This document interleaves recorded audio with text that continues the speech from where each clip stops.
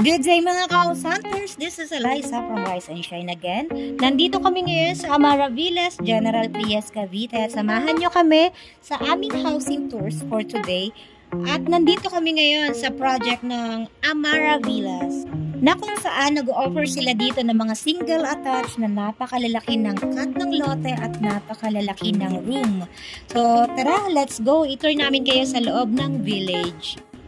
Ang exact location ng project na ito ni si Amara Villas is sa Barangay Pasong Kawayan 2, General Trias, Cavite. So, eto na nga, papasok na tayo sa gate. So, napakaganda ng subdivision na ito. Maliit lang din siya at hindi siya crowded. Complete amenities sa loob ng village.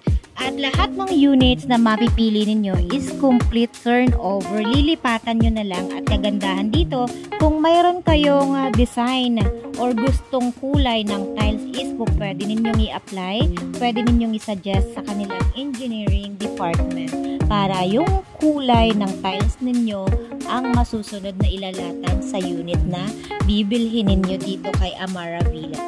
At eto nga mga guys, si Cassandra model, single attached, complete finish turnover, and meron siyang 3 bedrooms, 2 toilet and bath, at meron na rin siyang carport.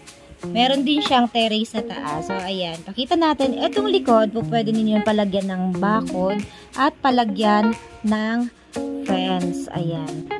Si Cassandra model is merong lot area na 100 square meters and floor area na 89 square meters. So, napakalaki, napakaluwang.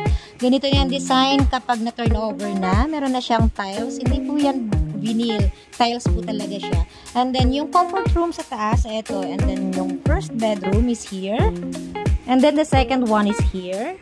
Napakalaki, napaka-spacious. At ayan, ito yung master's bedrooms. Ayan. And then, meron siyang terrace dito sa banda na to. So, kung gusto ninyong mag-relax, magpahangin, ayan, perfect sa inyo magtambay dyan.